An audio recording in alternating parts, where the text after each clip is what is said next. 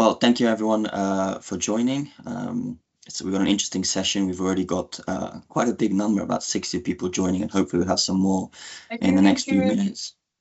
Jake's room at some place that we. Can everyone hear me? Yes, we can. Okay, perfect. Thank you. So to start off the session, I'd like to introduce our moderator for today, Amina. Hopefully you can hear us. Yes, I can hear you, and I'm here. Good morning, everyone. Hi, Amina. Hello, hi, Thank you very much for joining. I'll hand over to you just to introduce yourself and the session a little bit, and then I'll be back in a short while to give my presentation for today. So over to you, Amina. Great. Thank you very much, Lorenzo, and good morning, everyone. It's really, really great to be here. It's the first time I joined those sessions, yeah, there's a bit of an echo. But really looking forward to engaging with everyone on this very exciting topic today. We will be discussing grid broadly, what worked and what hasn't, and experiences globally. But then also, obviously, since we're all living or interested in the South African context, also we will use the time to also brainstorm a little bit about what it means for South Africa, what is required, what is happening, what are the challenges, and how can we work together to unlock some of the opportunities. So my name is Amina El Zayed. I am a Senior Operations Officer with IFC, and I'm based in Johannesburg. I work on the technical assistance advisory side of IFC, so really very much looking at the enabling environment for the private sector to invest and grow, not just in South Africa, but also in the region.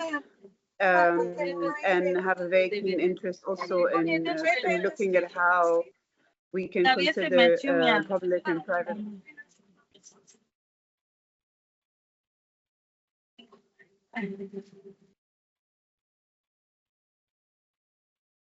Mina, you're on mute, and I'll just ask if everyone can make sure that their microphones are off because there was some background noise. Thank you. Great. No, thanks. So I hope you could hear me before, but really the idea of today is to discuss the various examples that we've seen successfully globally, where the private sector and the public sector work together to deliver on grid capacity, and then have an open conversation about South Africa specifically. We will have 3 presentations. We will start with Lorenzo, followed by Tilana, and then by Shakira from the Ministry of Electricity, and then we will open it up for Q&A and open discussion. So with that, I'll hand it over to you, Lorenzo, please, to take us through your presentation. Thank you very much. If I can just ask everyone, maybe just because we don't have time for introductions, to maybe just put your name and the designation and the company or the entity you're representing in the chat, just so that we get a sense also of who's in the room. That would be great. Thank you very much. Okay, so hopefully everyone can see my screen in full screen.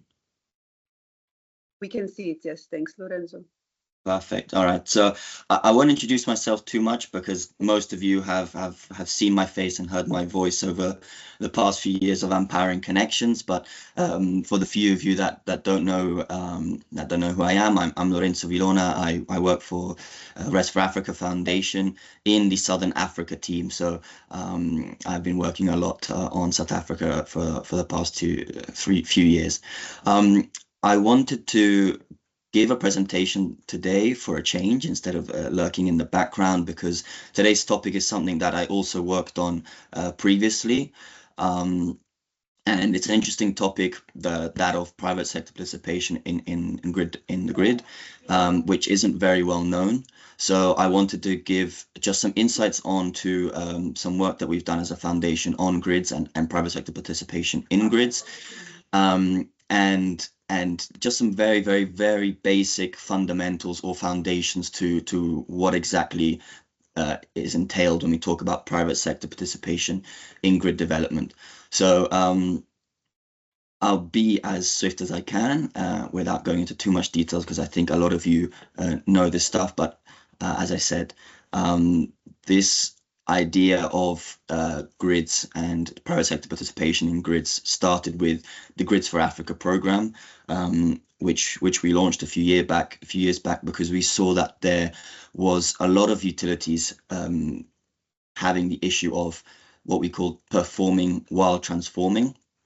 So the electricity sector and the energy sector worldwide is changing quite rapidly, and utilities are faced with these four very scary Ds: the decarbonization, digitalization, demand disruption, and decentralization. So as a lot of economies are decarbonizing, so utilities either through choice or through necessity, and at the same time they're trying to do that while also trying to keep the grid up to date and smart through digitalization, and managing the changing trends and both of supply and demand. So there's a lot of demand disruption happening, and decentralization, especially decentralization now, is a big topic with the growth of the CNI sector, which we've all seen happening in South Africa, but also in the rest of the continent. So this issue of performing while transforming is happening a lot to utilities across the world, and this is having an impact on grids, because their grids tend to have been having underinvestment. And in fact, most African utilities have fallen into this utility vicious cycle, where the grids are not really maintained and updated as they're supposed to, and this tends to lead to a reduction in service quality. Customers then tend to stop paying or to opt out, or to supply themselves through CNI, which of course is an issue for the utility. This then leads to financial strain, which exacerbates the situation, and the spiral continues downwards, and we continue seeing this underinvestment in grid, which leads to a whole load of problems such as load shedding. And the only real solution to this is investment. But as you will see from the utility vicious cycle, utilities and governments alone cannot always cover this investment. So this is where the private sector needs to come in. And when this issue arose with generation, so how can we, effectively accelerate the development of wind and solar projects? The trend was to allow private sector participation through IPPs, and this was viewed as the most effective method, with the shift towards tenders and auctions, and it brought reduced tariffs and excellent technological innovation, and it was used a lot. In fact, this little table you see on the right is an excerpt from a study Rest for Africa did a few years back, so it's a little old, but it still tells a good tale on private sector participation in African grid development. And these 10 countries, at the time of writing at least, all of them had private participation allowed in the generation segment. So it was something very widely used, but for grids it's a very different story. Only Morocco and Uganda and Ghana really have private distribution companies. South Africa is a bit of an interesting case because distribution is territorialized, with most large cities having their own distributor.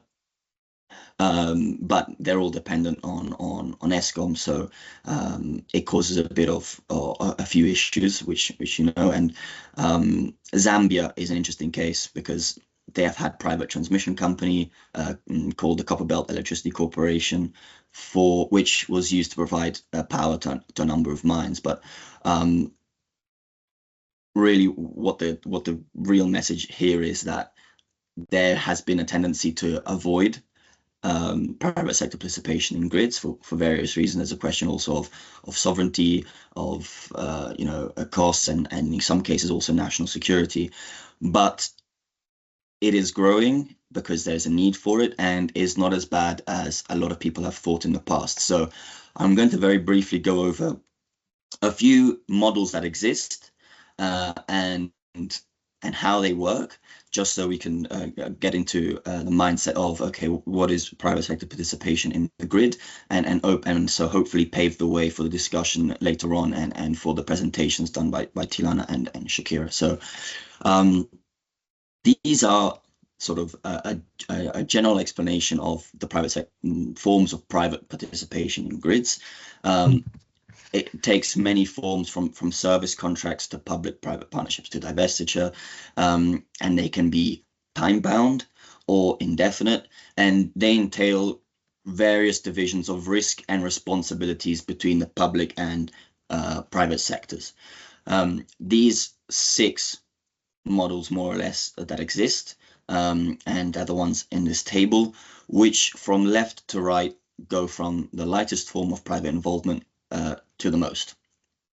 So starting with these first 3, service contracts, they're the simplest and lightest form. They usually have a duration of 1 to 3 years, where the awarding authority pays a private operator a fixed fee to provide a service. And in the electricity sector, this usually is meter reading or billing. And here the ownership, capital investment responsibility, and operational risk are kept by the public entity. Then management contracts, they are slightly longer, from 2 to 5 years, where the private entity manages the assets without owning them. So the government retains the tariff collection risk. And contracts are usually task-specific and remunerated with a fixed fee, or can also be performance-based remunerations. These sort of contracts are often used where conditions of the asset, in this case the grid, are uncertain and the private sector is unwilling to take on more risk.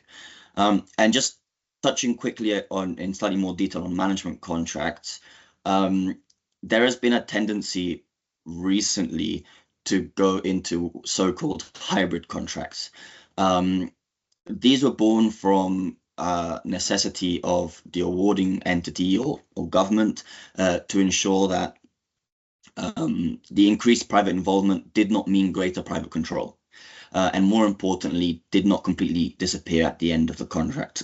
So these sort of contracts give the public entity more ownership over action plans, share responsibility more, and include more staff from the incumbent utility. And this has been used recently in Sierra Leone and Liberia, but they're also increasing and more so elsewhere, to have more of that transfer of knowledge between the private and the public. Then lastly, there's a lease agreement, which goes from about 8 to 15 years. This is essentially a longer management contract, but the private sector also takes the risk of tariff collection and relies on this to cover the costs and lease fee.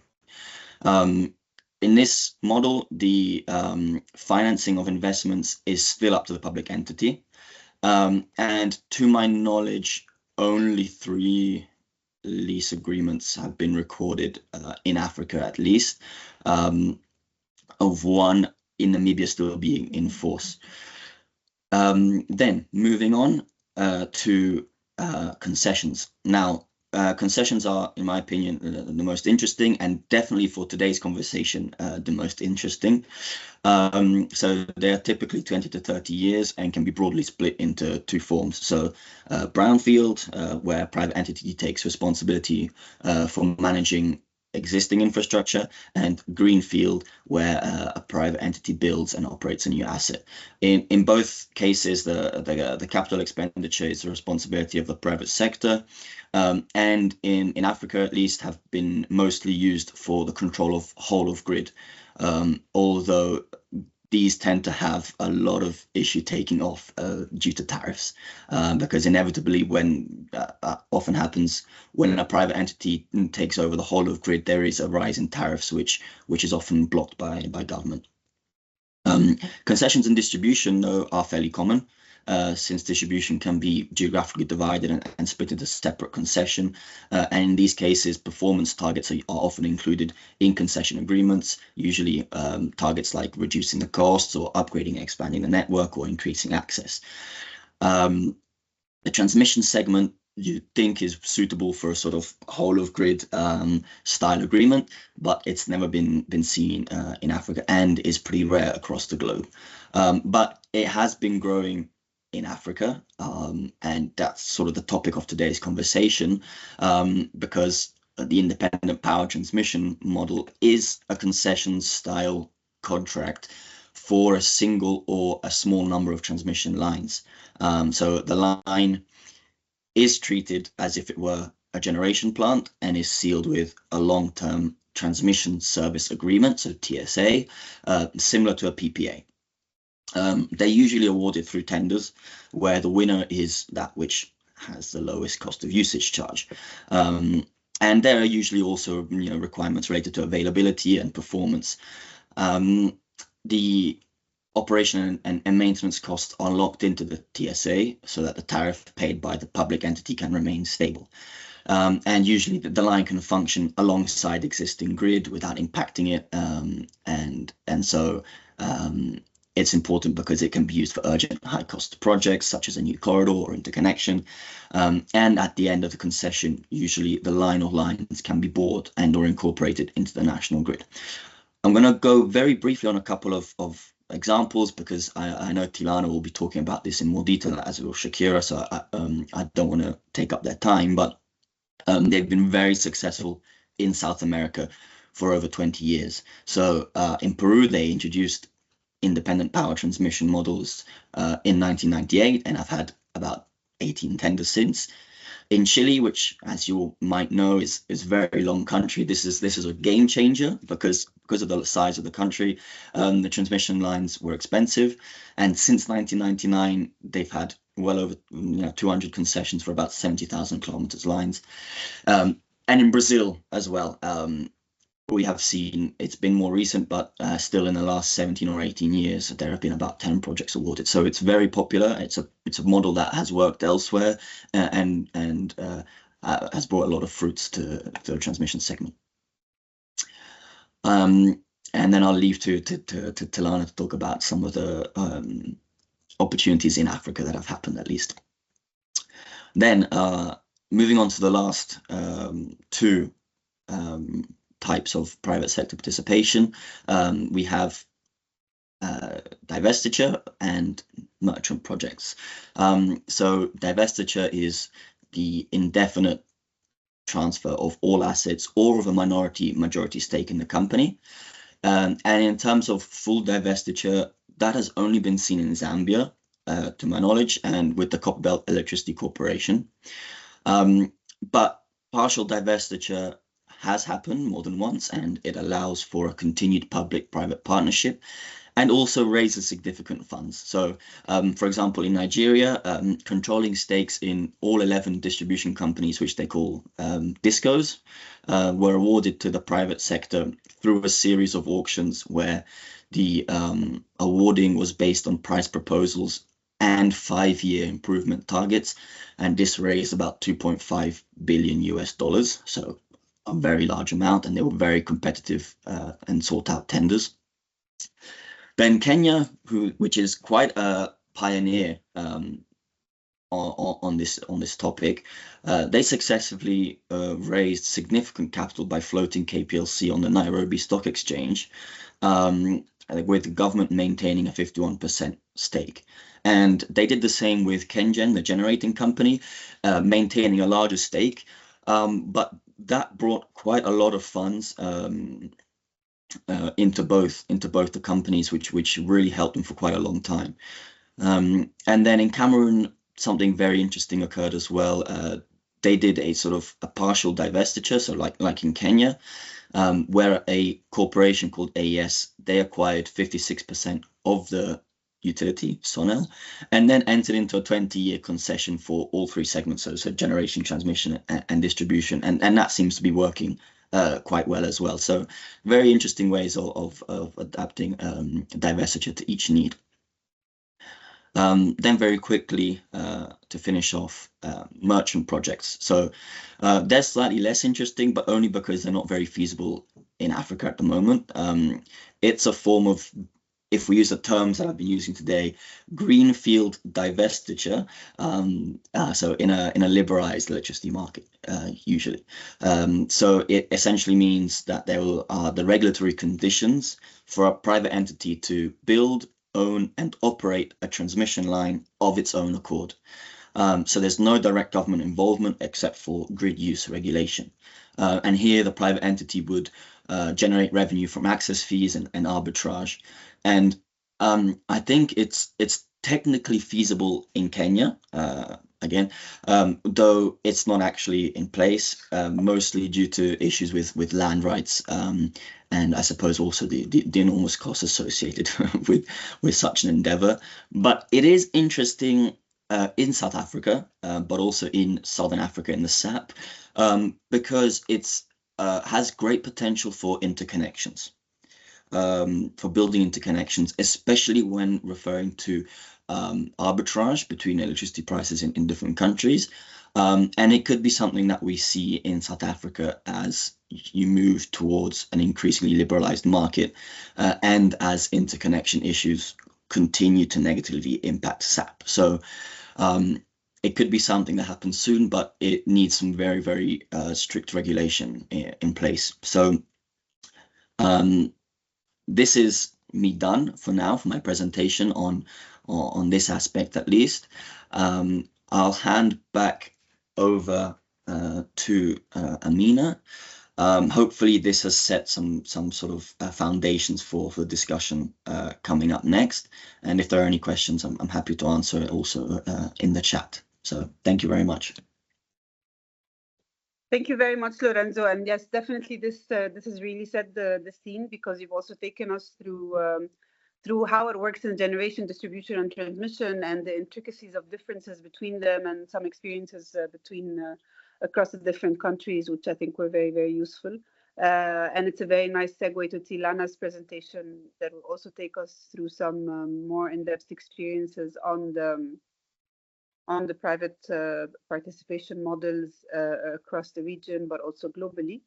Tilana, I'll hand it over to you. If you can also introduce yourself, please, to the group, that would be great. And then we move to the presentation. Thank you very much. Thank you. Can you hear me? Loud and clear. Yes, we can hear you, and we can see the presentation all good. Thank you very much.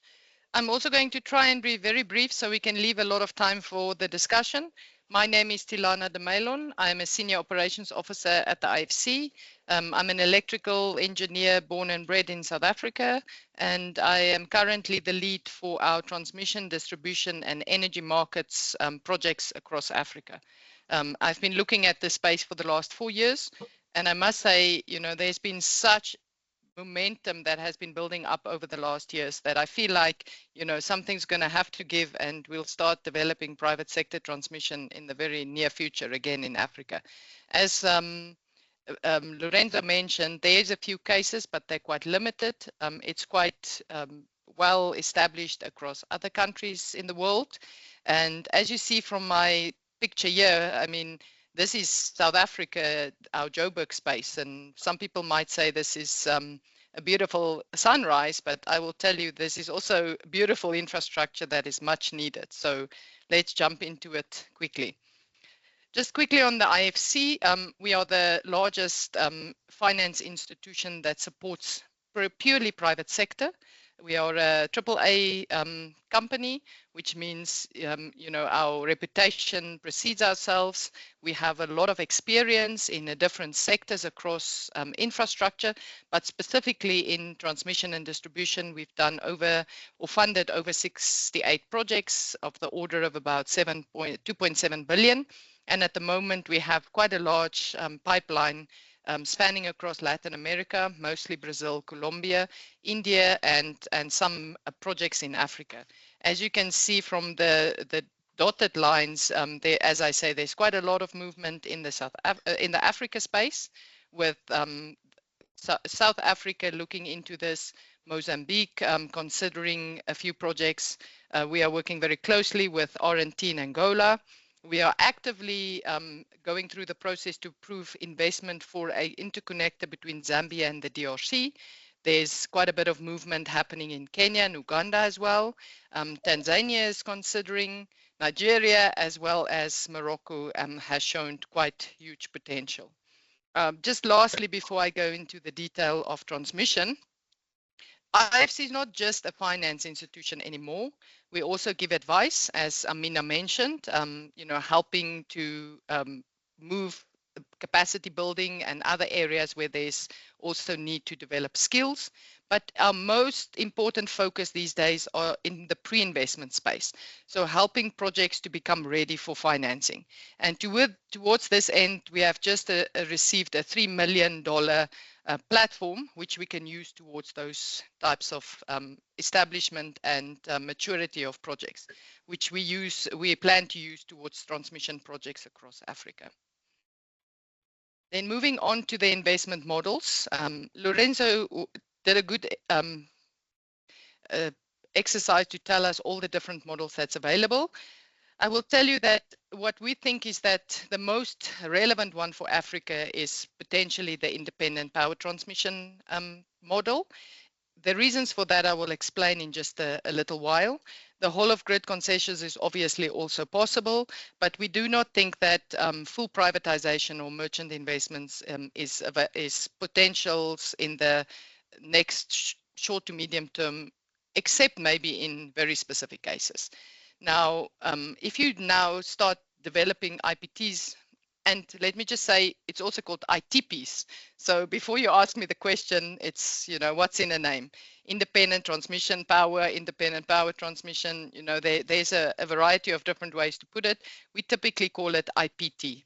So there's a pure IPT model, which really follows the same method as our independent power producers projects, where we have a lot of experience already in Africa, where the off-taker is really the utility.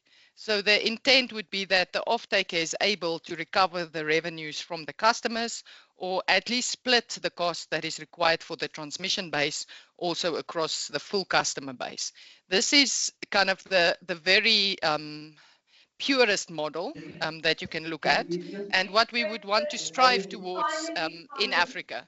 But considering that we have quite a number of challenges in terms of revenue, the transmission tariffs not being fully established, regulatory reforms required, financial difficulties of utilities, the question of affordability to customers. There's quite a lot of reasons why we slowly need to move towards this. So the pure IPT is, I think, what we want to strive to.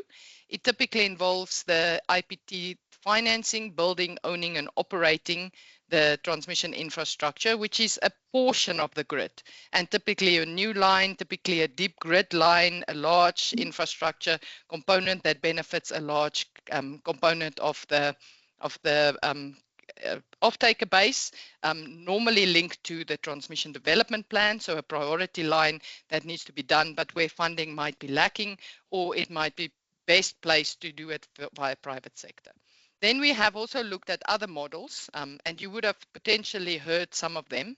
The IPP Plus, we call the first one, which effectively uses a new IPP or generation project, and the link that they require to connect to the transmission grid is then considered to be included by the private sector. So the private sector takes ownership to build the line, but in general, this typically gets handed over to the utility at the end of the construction, although the private sector provided the funding, and then the cost to pay for the line will be included in the generation costs or the energy charge that is typically charged to the utility, and that is then paid off over a long financing term. We believe that it has limited applicability because it cannot really include large transmission lines, long distance transmission lines, purely because of the high value of the capex that is required to build these transmission lines, making the energy charge not affordable. But it is a model that's already widely used in South Africa, and there is applicability to connect more generation. But we need something that can help us also to develop the larger grid. Then the last one I want to mention is the off-taker pays model. This one is also one that we see across Africa already. In the countries like Malawi and Tanzania, they use it quite actively. And that is where the off-taker actually needs the line, and then fund potentially even builds it, hands it over to the utility, and they get rebates on their electricity bill for a long period of time to recover the cost. Again, we feel that the application is quite limited in the sense that the capex for transmission is really large. And so for one small mine or two small off-takers or even one medium-sized mine, it is just not possible to recover these costs commercially, feasibility, and potentially there's not enough term or time to be able to do that. So these are possible in certain cases, but we don't think that this will be the final model. I don't want to go into a lot of detail. I mentioned a little bit the IPT already, but really what I want you to take away is that IPTs are simple and flexible. They are what we are used to across Africa already, because we're doing a lot of generation, IPPs in the same type of fashion, and just some of the nuances of the asset change. So transmission lines does not produce generation or energy. It just transfers them. So it's very difficult to predict how much of energy will flow on the line. And for that reason, we typically see that there's transmission service agreements rather than power purchase agreements. We also see that typically there's a fixed payment for these lines because it provides a infrastructure service rather than actual energy. And we also see that that requires typically a license to carry out the transmission related activities. This is in some countries still an issue. For example, in Angola, there's no possibility for anyone other than the transmission company to get a license for transmission. Luckily, in South Africa, there's already a regulatory possibility to get the license, and it has been precedented through the Motraco line that was built about 20 years ago. In essence, the IPT maintains the asset.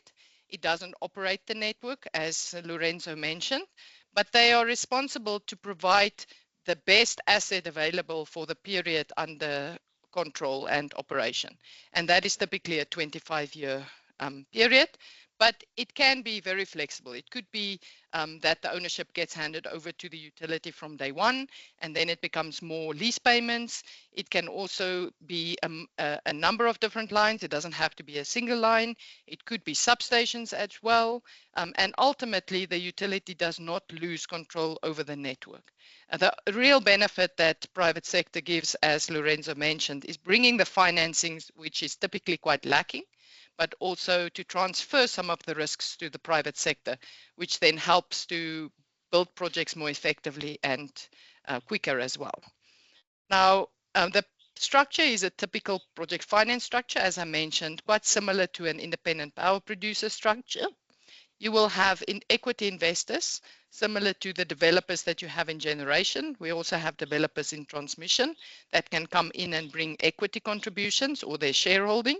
Then you typically also have lenders that bring the long-term debt that leverages the equity, so you don't have to put in so much of equity. You have a special purpose vehicle or a project company that is established specifically for the purposes of developing, owning, and operating the transmission line. You will have an EPC company and an O&M company that is provided by the project finance company or the SPV that ensures that the project gets implemented and operated efficiently. And then you have the agreement with the utility called the transmission service agreement for the use and the revenues required to be able to recover the cost and the returns of the equity investors, as well as in the case where you need a license, you need additional implementation agreements or whatnots to provide support to the project finance company that is required by the country. That goes through specific government support agreements. The risk allocation is also quite important. I mentioned it quickly that the intent behind an IPT is to remove some of the risk from the public sector, but there's also some public sector risks that should remain. So the main principle is that the risk allocation shall be made on the basis of who has the best control over this risk.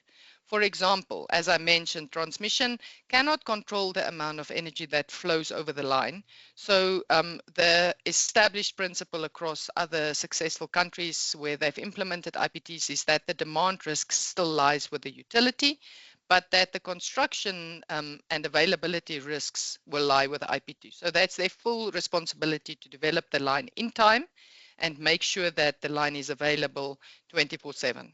And transmission lines can typically be available in the order of 99% if you maintain them correctly. As Lorenzo mentioned, there's quite a bit of case studies across the world. The most important ones that we like to mention, and also ones where IFC has been involved, is Brazil, Chile, Peru, Colombia, and India. And most recently, we've done quite a lot of work in India. I just want to quickly mention that, you know, we can take a lot of experiences from this, but we need to then also link that back to the South African context. And so we've looked at, for example, Brazil's structure seems closest to what South Africa would contemplate to implement, where there's aspects from Chile and the Peru case that might also be useful, but maybe there's areas that's not so useful. In the case of these countries, you will see that the concessions was mostly a build, own, operate, transfer, or a boot, or a BOO. So in BOO, effectively the infrastructure is not handed over back to the utility and could be extended for a further term. It's in the order of 20 to 35 years, the agreement, particularly because transmission infrastructure has a very long life.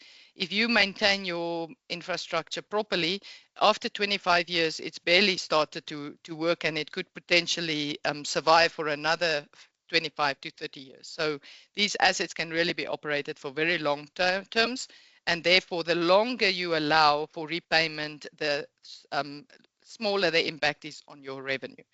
And just to mention, you know, the successes, what it effectively could achieve. In the case of Peru, 7,500 kilometers of new lines, or about 2.6 billion of infrastructure, was built between 1998 and 2017. They had their teething problems for sure, but in essence, on average, these projects came in cheaper, in the order of 31% on average, than was expected to the cost to be expected if based on the estimates of the utility.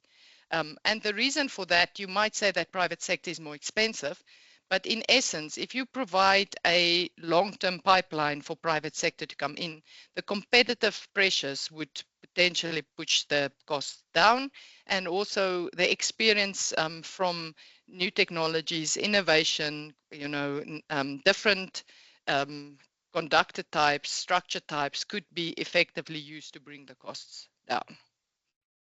I wanted to really focus on the African case studies. Yes, we said there's not any new immediate projects in Africa that has gone through the full process and are in operation, but there has been precedents in the past. So SAP Motraco is one of our most important ones, even though it's owned by 3 countries, South Africa, Eswatini, and Mozambique. It is an IPT in its full right. It has its own board, its own management team. They maintain and operate through appointing Eskom to do maintenance for them. And so it is an IPT in its full right. It just doesn't have private sector participation per se. It was founded in 1998, and it effectively supplies the Motraco aluminium smelter plant. And what is very interesting is if you think that it has been out of the repayment of their debt since 2009, it is a clear case that shows how an IPT could effectively implement, pay back debt, hand over to the utility, or continue to maintain it within a very complicated structure. CEC in Zambia, Lorenzo mentioned that, so I won't say much about that, but at the moment they are going from you know, heights to heights. They're effectively implementing more transmission as we speak. They've started to implement some generation as well. And so it shows effectively how a transmission project can end up being a full-fledged utility if the environment is right. Then there are areas where IPTs are very much in progress. And the two of them that we always see as two horses head to head, and we don't know which one is going to succeed first, is Kenya and Uganda. And they follow two different processes, but I'll quickly mention that Uganda started with a regulatory process. So they put a full regulations in place for private sector participation in transmission, which guides the whole process. And they at the moment have around 5 projects in preparation. And if you want to look at this case study, just go and look at the GridWorks Amari project. GridWorks is the developer, and they're working closely with the regulator of Uganda to develop 4 substations with an IPT model. And then in Kenya, we have a number of projects in the running, but the one prominent one that has been around and that we are keeping a close eye on reaching financial close in the next short while is the Africa 50 and Ketraco PPP. So in Kenya, it was done through the pre-PPP regulations, which allows a developer to bring an unsolicited project to the table and go through a process that then ends up in an agreement between the utility and the private sector from pre-feasibility all the way to implementation. It's quite different to the Uganda process. There's also a competitive process available through the PPP process in Kenya, but these specific ones came through the unsolicited process, which we call the PIIP. And then lastly, we know that this is quite a hot topic in South Africa with a lot of work that's already been done. With the era that has, gotten close to a point where it could be fully utilized, this is something that is in the pipeline, and Shakira will speak about that in a lot more detail. And I will just leave you with one last thought, which is, without transmission, we will have no transition. So we can build as many IPPs as we want. We can connect as many customers, but if you don't have your transmission in the middle, then you are a bit screwed. I'll hand over and stop here. Thank you. Thank you very much, Tilana, and a good way to end a good reminder for everyone. And what's interesting, I think we tend to forget that it's not just an African problem. I mean, if you open Financial Times or any, I mean, it's just Europe is struggling with the same. It's really the big topic in terms of how do we transition with the transmission requirements globally. So I think really everyone's looking at it and trying to come up with creative ways to deal with that task. So thank you very much, Tilana. That was very, very comprehensive, and it gave us a very good view of Africa as well as globally the countries that are ahead of our experiences here in Africa and how they've managed through that public-private transition. We will now take a bit of a deeper dive into South Africa, where we are in the process, what's the government perspective, and I'll hand it over to Shakira from the Ministry of Electricity. And Shakira, like with Tilana and Lorenzo, if you can also just give a brief introduction about your role in the ministry and your background, it would be great, and then we jump into the presentation. Thank you very much.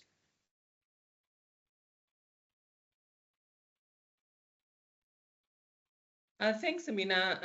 Tilana has made my job quite easy in terms of the detail that she delved into with ITPs. So just a brief introduction on my end. My name is Shakira Karolia. I am in the Ministry of Energy and Electricity. I head strategic initiatives and international partnerships in the private office of the minister. One of those strategic initiatives is leading our transmission finance work. This work actually commenced with the previous Ministry of Electricity, and how it came about was really the President and Cabinet in South Africa had tasked the then Minister of Electricity, Minister Ramokgopa, with exploring alternative financing and funding pathways for transmission infrastructure development. And the next slide will really indicate, apologies, my slides don't seem to be moving? Yes, it's still stuck on the Is it first moving one. on your end? Yeah, now it has. Now it moved to the problem statement. Okay, great. Thank you so much.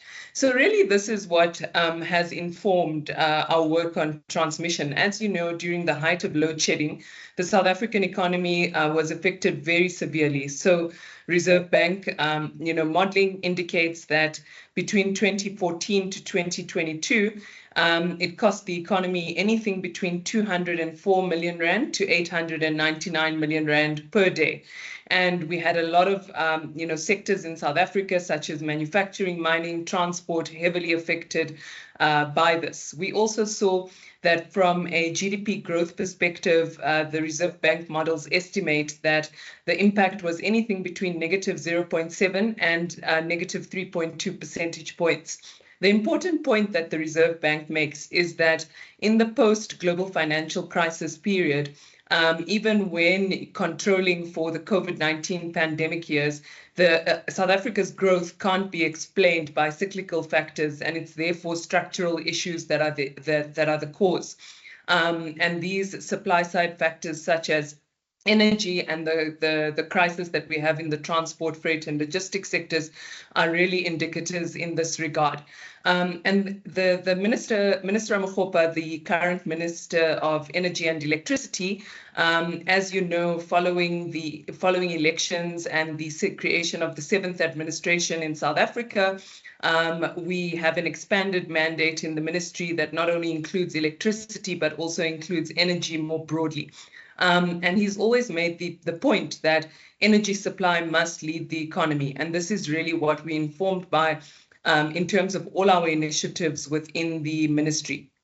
So when we look at, why transmission is important in the South African case, one of the previous bid windows was unable to allocate 3 gigs due to an insufficient grid. Various studies also indicate that it's expected that 53 gigs requires connection to the grid by 2032. And Eskom's, the NTCSA's transmission development plan, highlights an amount of over 14,000 kilometers worth of transmission lines. When we look at, the work done by the Center for Renewable Energy Studies, the Center for Sustainability Studies in Stellenbosch, as well as the Blended Finance Task Force in the UK, they estimate that South Africa's build rate needs to scale by 8 times in the transmission space. And this implies, increasing this build rate to 2,300 kilometers per year. In the last financial year, South Africa built less than 100 kilometers worth of transmission lines. And we need an even greater rate of investment and delivery through to 2050. And in terms of the rate to 2032, we require about $21 million worth of investment into transmission. There are also various solutions underway in terms of optimizing existing capacity, in terms of unlocking, additional gigs through targeted transformer investment, substation upgrades, etc. And as we know, this is not just a South African race for transmission. Globally, there are increasing transmission requirements. Indeed, on the continent, increasing transmission requirements, which have also, correlated with massive supply chain issues emerging.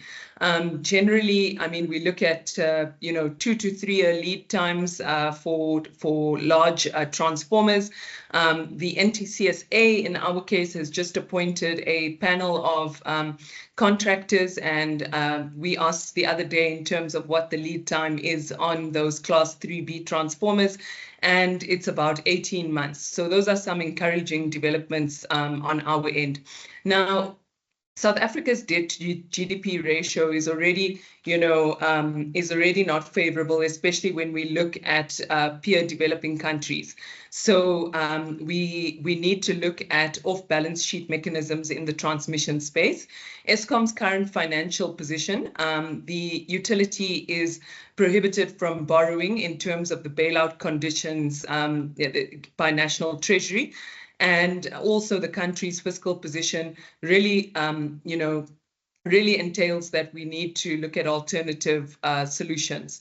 Our National Treasury has also made it clear, and I'll come back to this point, that it will not provide sovereign guarantees for transmission and will not provide sovereign guarantees to the NTCSA in the transmission space. The NTCSA, for those of you that might not be aware, is the National Transmission Company of South Africa that has been unbundled from Eskom and is in the process of, there's a number of milestones to meet with regard to the unbundling. Institutions and robust implementation capacity are really critical as we move forward. In the transmission space, as we downscaled investment in South Africa over the years, this also resulted in a number of OEMs closing factory. We've also lost quite a lot of skills in the transmission space, and really we need to also consider this as we roll out alternative solutions for transmission. I mean, indeed, this picture is not very different. As Lorenzo and Tilana and Amina have reflected on the continent's perspective.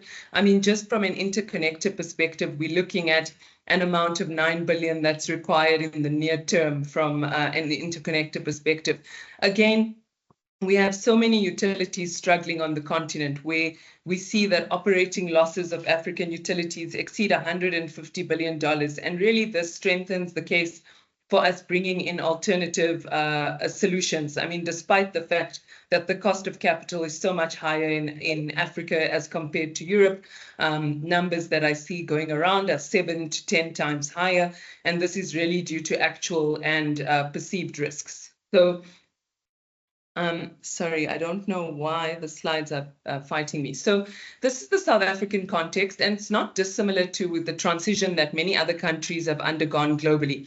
So we have the bulk of our transmission infrastructure co-located in the coal area, which is the red block that you see on the map on the right-hand side of this graph. And the bulk of our renewable energy endowments are in this particular area, in the Northern, Eastern, and Western Cape. And that's really where transmission infrastructure is lacking severely. There was also a survey that was done between Eskom, the South African Wind Energy Association, and also Subvia, which shows that 66 gigawatts of wind and solar projects are in development across the country. What we need is a 325% increase in transmission infrastructure. The graph on the top shows you, what was built in the years up to 2022 and what is required up to 2032. So this really demonstrates the need for a robust pipeline of transmission projects that can be considered for private sector investment. In addition, this represents 43% of our current circuit in terms of what we need to grow.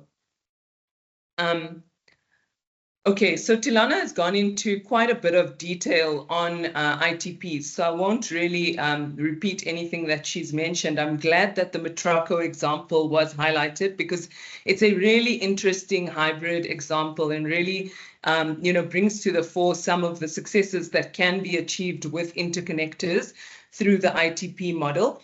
On ITPs, the point I want to make is that what the continent is currently undergoing, Latin America went through in the 1990s. So we're quite behind in terms of some of these market reforms that need to occur. And the situation is quite urgent in terms of us really beginning to address this. What I will say is that Kenya is really 3 years ahead of South Africa. South Africa is quite behind in terms of implementing alternative models for transmission investment. The model that South Africa, I'll come to this later in terms of ITPs. And we looked at, so we took a report to Cabinet in December of last year, where we explored all the different options for financing transmission infrastructure. On the 8th of December, that report was approved by Cabinet, and it endorsed ITPs as the way forward for the country. Some of those cabinet resolutions also included the establishment of an independent transmission projects office that will work in a similar way to the IPP office that we have in South Africa. We explored merchant lines. Obviously, there are equity considerations in this regard for South Africa that was not deemed feasible for the country. The same with whole of grid concessions. From a political economy perspective, it's not the right solution for South Africa. And our report goes into significant detail in terms of the advantages and disadvantages, as well as the risks associated with each of these models. What I will highlight is on the IPO side, we did extensive work between the then Ministry of Electricity and the Johannesburg Stock Exchange, where we looked at various permutations of listings. Some of these listings, permutations, particularly on the equity side that you see in front of you, they're not currently permitted in terms of current JSE listings requirements, but the exchange is very cognizant of the fact that for a developmental country like South Africa, they need to also present alternative solutions that are viable for the country. The only element, and again, our report goes into a lot of detail on each of these 6 options from an IPO perspective. We go into significant detail, again, around the advantages, disadvantages, and risks. Concessions and listed instruments do present an interesting example where at the ITP level, an SPV, could raise a project bond. And this, we only suspect will happen much later in the process, and especially once we have a lot more ITPs coming online. Tilana has gone into significant detail around this. What I will highlight is the ITP issuing authorities, and this really comes from a World Bank report of 2017 or 2018. And we looked at this as we were structuring the most optimal solution for South Africa. So in Brazil, we had ANEEL, the regulator that issued ITPs to the market. In Chile, it was, an entity that was responsible for coordinating the national electricity system. And this was established in 2017, and they were responsible for procuring ITPs. In India, in the very early days, they established an empowered committee that was led by the Ministry of Power. And this committee actually identified projects, facilitated bid evaluations, and undertook development facilitation activities. And since then, there have been a number of institutions that they've established to actually drive investment into transmission in the country. In Peru, the equivalent of, I would say, an entity similar to Invest SA in South Africa, that was responsible for promoting investment, ran this competitive process for ITPs. And this was important for us really as we considered what kind of model to implement in South Africa and who would issue these ITP tenders. So I will just go, okay. So what we looked at in South Africa is that firstly, we have 2 underlying principles: that the national grid must continue with oversight from government and also robust regulation by NERSA, and that a model based on either full or partial privatization will result in a strategic key national asset no longer being under government control. And this is something that we really had to have as our underlying principles as we find a solution for the country. So we looked at, firstly, the quantum and urgency of the investment. Why we recommend ITPs is because we're seeking to bring in elements of scale, speed, and agility. And this is essentially what underpinned how we got to where we got to in terms of the solution put forward for the country. The technical skills required, some of the global supply chain constraints, as well as the local supply chain constraints. I've spoken to some of the Eskom financial barriers and also the fiscal constraints of government. And I think what's important to note is that the National Transmission Company of South Africa will not have a balance sheet for some time, and it will also be impacted by the ratings agency assessments of Eskom. We were seeking to bring in a model that creates an enabling and predictable policy and regulatory environment. Now, in this regard, South Africa's Independent Power Producer Office has had substantial success, although there are challenges. We're actually in the process of reviewing the IPP procurement process, and we're having a session on this on the 30th of September, which is really industry-led. And I think some of the lessons from this and the independent review we're conducting on the IPP procurement process will really be quite telling as we move forward with the ITP solution. So the IPPO really brought in a programmatic approach in terms of the way in which generation was procured by government. And this is really what informs the model that we are presenting here.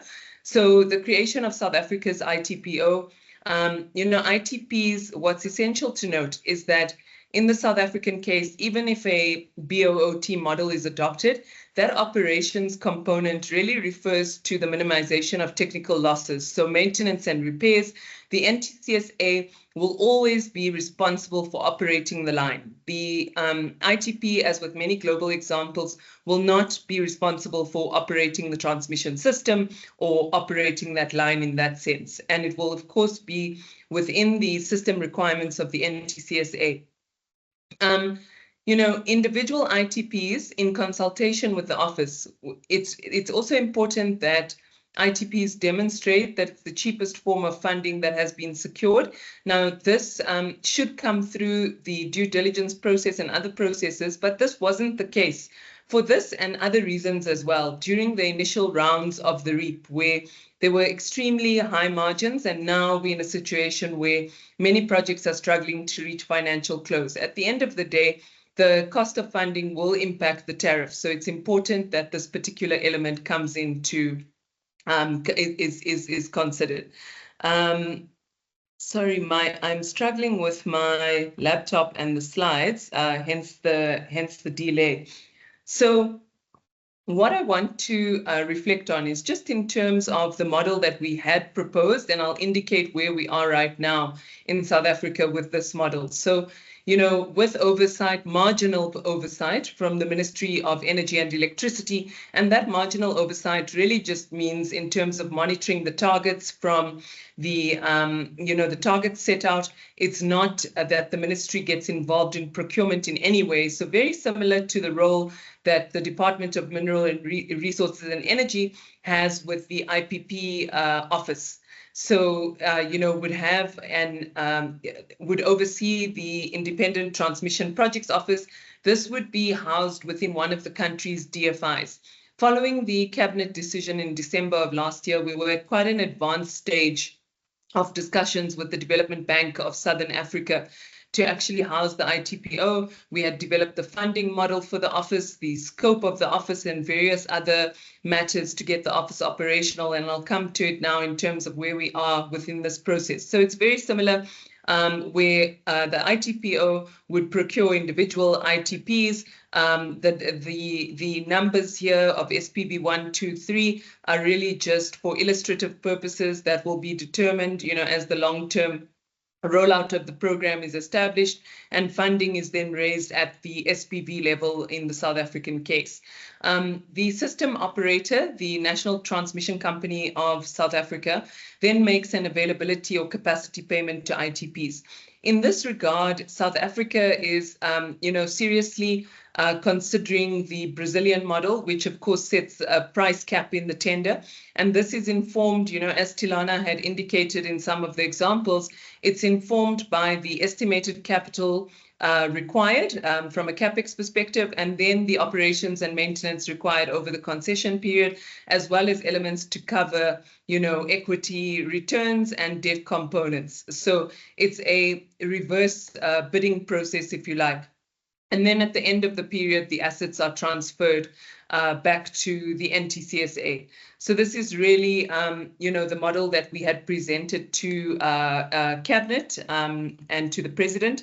And we've highlighted in our report, the different sources of capital that South Africa could leverage in this regard. Of course, things like export credit finance do become relevant when we look at supply chain considerations, if there are any relevant countries in that regard in terms of the sourcing of equipment. We are also exploring various credit enhancement mechanisms. So with, National Treasury wanting to provide little or no sovereign guarantees, we've been doing some work with the World Bank around a credit guarantee vehicle that will essentially provide those guarantees in the absence of government being able to do so, to not encumber the balance sheet further. It's envisaged that this vehicle will, come up in 2026. We are hoping that it will be 2025, but there are also other mechanisms that are being explored globally. So for instance, the Atlantic Council is working on quite an interesting initiative, which is an emerging markets credit guarantee, climate credit guarantee vehicle. And this is about a $500 billion vehicle, and it's envisaged to be operational between 2025 and 2035. Looking at our current regulatory and governance framework, I mentioned that Cabinet approved in December 2023. The NTCSA board was appointed in January of this year. Between February and March, the then Ministry of Electricity met with the NTCSA board. And this is really a part of Minister Ramokgopa's efforts of wanting to work collaboratively with the NTCSA board and to get their inputs in terms of the current solution that is on the table. Whilst this is underway, and this process will be concluded very soon, and the minister will make an announcement to the market in the coming weeks on the way forward for transmission in the country. This is when we, had just sought to further refine a lot of our work with the DBSA. On the regulatory side, the Electricity Regulation Amendment Act has been assented by the President into law. The promulgation happens through a request from the Minister of Energy and Electricity to the President, and that is envisaged to be between the 1st of October and the 1st of November for the operationalization of the Electricity Regulation Amendment Act.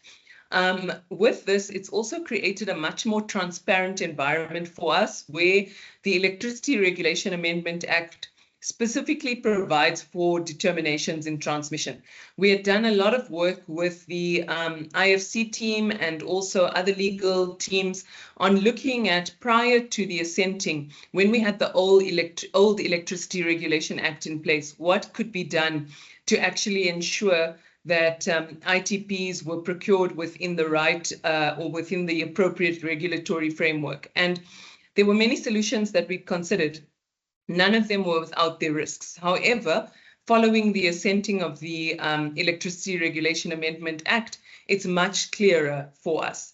So the Ministry of Energy and Electricity is leading the process to actually create new transmission regulations. And this is important to ensure that we have the right levels of transparency, predictability, and certainty, both for government and private sector players. Now, these new transmission regulations will be applicable to all transmission projects in South Africa. From a licensing perspective, of course, following the Electricity Regulation Amendment Act, the new tariff methodologies that NERSA approved in December 2023 will likely need to be amended. So with the secondary regulations underway, as well as some of the licensing issues, many countries didn't sort this out until much later. And what I do want to indicate is that the South African government really supports the NTCSA's objective to seek cost-reflective tariffs to enable its financial sustainability. But what's important to note is that it's not a prerequisite for ITPs to have transmission tariff unbundling to be able to work. And this is even if it might be beneficial for the entity to have a secure transmission budget within Eskom as part of their overall revenue requirements. The tender evaluation criteria, as I mentioned earlier, is essentially the lowest annual combined CapEx, OpEx, debt equity return components. And this particular yearly payment is then divided into monthly capacity payments. And of course, Tilana mentioned some of the penalties that could come into place. If the line, dips below, say, 98%, then penalties come into place. But with this structure, it's not necessary to have an unbundled tariff for this to proceed.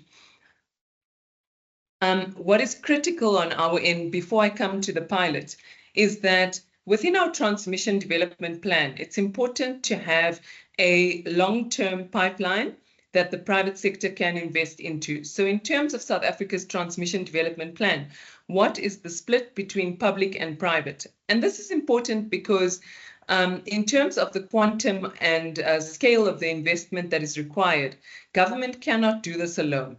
The ministry really sees an environment where multiple models are able to thrive. So this includes the NTCSA's current EPC model, but that model alone is not going to meet what we require for the country's energy security targets. And this is essentially where the ITP model can plug the gap. So because the benefits of ITPs are only realized once there is scale involved, it's important that we have transparency and that long-term pipeline is created. So just on the pilot, this is work that National Treasury, the Ministry, and the IFC is doing. We've got advisory support from the IFC, and this essentially looks at a build, own, operate, transfer model, looking at the Cape corridors, and more on this will come through in the Minister of Finance's medium-term budget policy statement. There's a lot of work that we are doing in the background to ensure that this takes off very well. And this will essentially, demonstrate to us what can be done in the market and what could work in the South African context. And as we roll out the program, there'll be important lessons to be learned from this particular pilot. Thank you so much, Mina. I'll stop there. Thank you so much, Shakira. That was extremely detailed, and I think it answered a lot of questions in terms of where the government is and the process and the consultations and the different building blocks to get this to the finish line. So that was very, very useful. I'm seeing a lot of questions in the chat, so I think your presentation definitely instigated a lot of interest. So I don't want to take, when we only have 15 minutes. So what I would suggest is that we take maybe 4 questions at a time and use those 15 minutes to get Lorenzo, Tilana, and Shakira to respond to the extent possible to as many questions that are being raised in the chat or new ones. So please come in. I'm happy to moderate that process. But please just introduce yourself and try to make it as short as possible so that we cover as much ground as possible in those next 15 minutes. Thank you.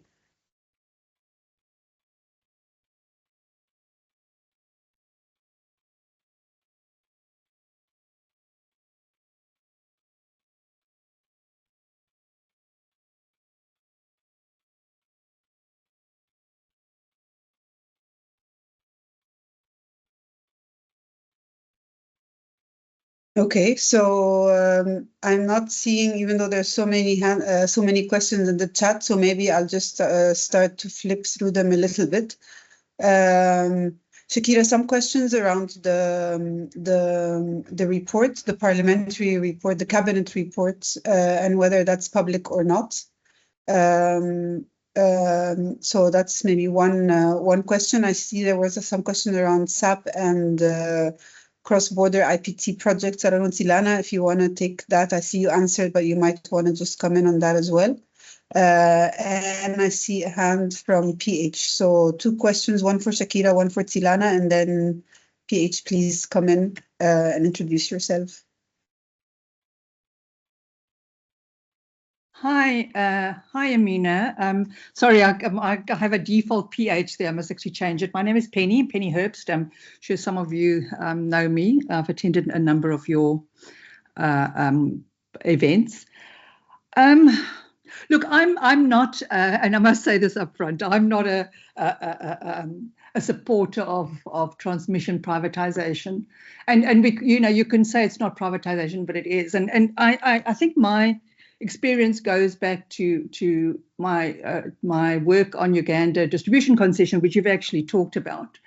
And what I saw there was absolute rent seeking in terms of transfer of risk, mostly to the government, especially also looking at extreme return requirements from the investor concerned. And actually, why I know it so well is that Eskom was a co-investor in the early stages of Uganda distribution concession, and actually Eskom withdrew from that concession. I worked on the concession, right, as a result of the concerns of the costs and the risks of that concession. So I think it would be useful to understand and get some feedback. And I've asked this in my questions: is what is the feedback from the grid operators, the national transmission operators that exist in those countries? Because most of the reports I see from academics, so a lot of academics write a lot of reports, or the reports are written by, and I'm using the word conflicted parties, but it's not necessarily, a bad conflicted party, but a conflicted party in the sense that they have to deliver something, right? So they don't necessarily have a look at everything. So I want to raise that. And then I'd also like to raise some concerns also when you talk about examples, because for instance, you raised the Cameroon concession. If you look at the Cameroon concession, that was originally AES. You haven't actually gone through, you talk about the concessions, but you haven't gone through how those have played out. Cameroon went to AES, then it went to Actis, and I'm not going to take too much time. And now Actis is trying to sell it back to the government. And when we talk about, we're going to transfer back, it's not transferred back free of charge. It's with a whole lot of revenues, with a revenue model that somehow does get guaranteed. And then at the end of the day, you've got a huge cost to actually pay to that concessionaire at the end of the day. And I think we are not looking at these concessions with the necessary due diligence from both sides of the coin. It's always a transaction and not from the recipient. Thank you. Thank you very much, Penny. And I think it's very important to look at it from all these different perspectives. So I'll probably ask Tilana to take on the Uganda/Cameroon question, and how can we mitigate against these situations, and how can we protect the utility, because and what kind of incentives can we put in place for that? And then Shakira, I think we have two questions for you, one on the ERA and one on the cabinet, and then Lorenzo, please come in at any point as well if you'd like. So over to you. Maybe let's start with Tilana. I see you have your camera. Thank you. I think maybe just to start with the concession per se. I mean, we are not promoting concession. We are not promoting whole of network concession where the private sector takes over the grid.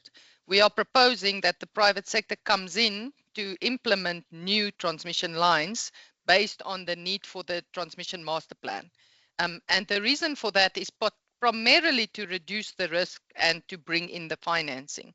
I mean, I agree with you that, concessions is very complicated and it's very easy to get it wrong.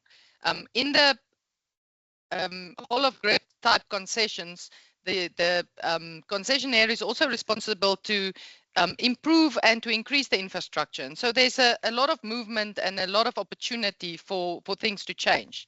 On the transmission IPT process, the concession or the implementation agreement effectively only provides the support from the government to ensure the rights of the IPT to implement, own and operate the line. The returns are agreed up front. It's typically agreed as a fixed fee. It has a return agreed between the different parties up front. We see in the order of 15% IRRs, but it is on a regional basis, and it is should be tested based on cost-benefit analysis and value for money. I think part of the challenges is the capacity of the counterparty to be able to effectively implement this. And this is partly areas that I think we should put a lot of effort into, so that the government and utility knows what their rights, their roles, their risks are, can effectively negotiate and required support to make sure that the right risk allocation and the right returns are effectively managed. Great, thanks, Tilana. I think there are a few follow-up questions from Penny on this in the chat if you want to go through it, but I think we can definitely also shed some more light in terms of how do you protect against some of those risks and be showing the different approaches of when it worked and when it didn't. So Shakira, over to you. A few questions on the regulations, the cabinet memo and the policy side of things. Thanks, Amina, and thanks very much for the questions. So the cabinet report is not a public document; it's a classified document, and yeah, so that's essentially the status of the cabinet report. It wasn't a report to Parliament. If it was, if it is something that is required to go to Parliament, then it would generally be a public report. The question on the privatization elements, and I'd just like to make a comment on that. SANRAL is a great example in the South African context of private sector participation models being successful in the country. Were it not for some of these models that we have undertaken as a country, we wouldn't have the vast road network that we have and the vast infrastructure that we have. We're looking at a build rate of 2,300 kilometers per year, and the economy will suffer without alternative solutions. The state cannot build the 2,300 kilometers that is required on its own. So partnerships around this are critical. We, do not see ITPs as privatization. They are really private sector partnerships to increase infrastructure development in the country. The ownership comes back to the state, and the NTCSA remains responsible for operating the transmission system. The private party does not operate the transmission system in any way. The public participation on this, will occur at the level of the new transmission regulations. We are targeting to have a first draft of the new transmission regulations in the course of November. And during this time, we will then, following that, we will gazette it for public participation. On the Electricity Regulation Act and the challenges with regard to the definition of reticulation, Chris, on your question. So essentially, the minister will write to the president. We've taken extensive legal counsel on this matter. Maybe I just start there. And the ministry has had extensive discussion with the leadership of SALGA. This, then also was followed up by a meeting between the president and SALGA and the Minister of Energy and Electricity. And we've taken extensive counsel on this and also agreed on a number of things with SALGA. So the minister will write to the president to request that the provisions of the act, come into place. And a specific date will be made in that request. We will suspend the definition of reticulation in that it reverts to the current definition. And in the minister's request to the president, he makes this particular request to suspend the definition of reticulation. We will then undertake an impact analysis of what the change from 132 to 11 kVA means in practice. And based on that, we will make a determination, an informed determination on whether it needs to go through another legislative process and so on. So that's essentially the process that will be undertaken. We're just taking counsel on the suspension of the definition of reticulation and whether that needs to have a time frame to it. So do we just suspend it for 6 months, 12 months, or is it something that we could leave open? So that's really the status on the ERA. Thank you very much, Shakira and Tilana, for that. Lorenzo, I don't know if you want to come in, but also I would like to open it up for a second round of questions. And I see Bongani's hand. Please come in, and we only have 5 minutes. So if you can also be quick in your questions, they'll be covered.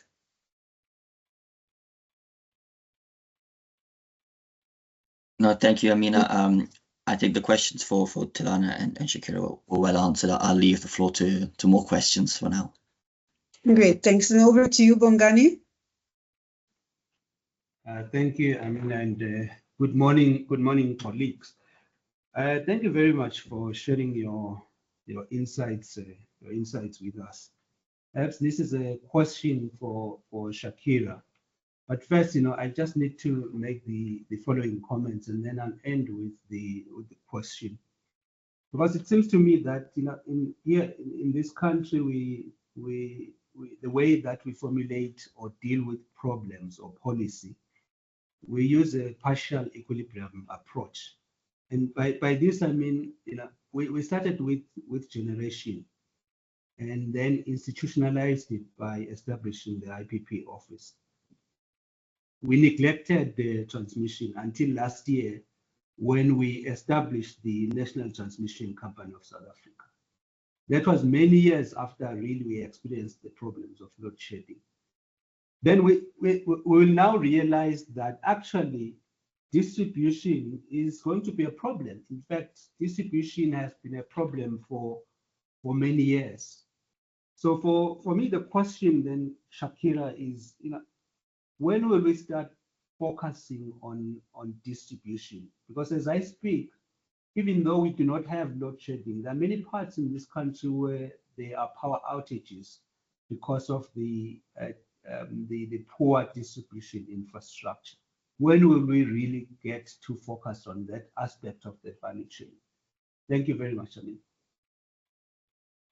Thank you, Bongani. And indeed, distribution is top and center of a lot of the discussions, I think, all over the media and any energy forum. But Shakira, over to you if you want to give an answer to the ministry's efforts in that space. Thanks, Bongani. I mean, you raise a really, really important consideration. The other day, someone was saying to me, the crisis in distribution is coming. And it's one of my favorite stories because I said the crisis is not coming, it's here. I mean, we're seeing the effects of crumbling municipal infrastructure. So for transmission, we know what the future pathway is for the country. In distribution, we need to get to that point. This is a priority for Minister Ramokgopa, especially now, that things have slightly stabilized on the generation side, and we now have the portfolio of energy and electricity following elections. This is a key focus area for Minister Ramokgopa. So we've got a lot of work that is underway from an EDI, electricity distribution industry reform perspective to understand what is the future model for distribution in the country. There will be, it's a completely different ballgame when we address that, because transmission, as complex as it is, in distribution with the hundreds of municipalities that we have involved, it's something that is complex on another level altogether. And it's very important that we work with SALGA and with municipalities and their leadership, etc., in coming to best solution for the country. So there will be extensive, we are in the process of developing a position paper with regard to the electricity distribution industry and some of the reforms that are required. And that will essentially, leverage work that has been undertaken by SALGA. It will leverage work that has been undertaken at the ESCOM level and seek to expand that. And there'll be an extensive public consultation process on that. And really for the reasons that I have outlined in terms of the complexities from a stakeholder perspective with regard to distribution. But I mean, we're seeing some of the consequences of this playing out already in the economy. So we, generation, there's been a lot of work, transmission, we know where we need to get to, and then distribution is really critical. Thank you for highlighting that. Great. No, thank you so much. I'd like to, we've just finished our time. I would really like to thank Lorenzo, Tilana, and Shakira for the detailed presentations and for making the time this morning. It was extremely, extremely insightful. So thank you very much, everyone. Lorenzo, I hand it over to you. And with that, I close. Thank you very much. Thank you. Thank you, everyone. And thank you, Amina. Thank you, Tilana. Thank you, Shakira. This was a really good session. So I also thank everyone for having stayed on for the full time. It's really appreciated. And I'm quite glad that the conversation went so well with lots of different viewpoints, because as some of you might know, Rest for Africa, we have a conference in South Africa yearly, and our annual conference this year, happening on 8th of November, will be again on transmission. So if you want to keep talking about this and hear some more information and see if anything has changed between now and then, please just keep this date in mind. We'll be coming out very soon with invitations and the actual announcements, but for now, just jot it down in your diaries. And as always with the Rest for Africa events, it is absolutely free. So please do come along, even just for a portion of the session. There will just be requirement to register yourselves. That being said, we will be going out with a newsletter, which will be going into this topic a little bit more with some extra readings and with a summary of the session.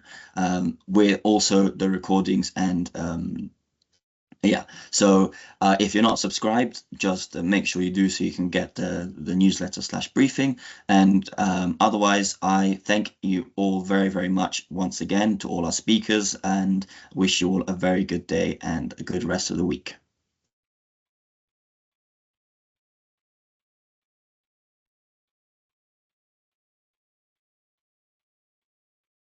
Thank you, Lorenzo. Bye, Thanks, everyone. Bye-bye.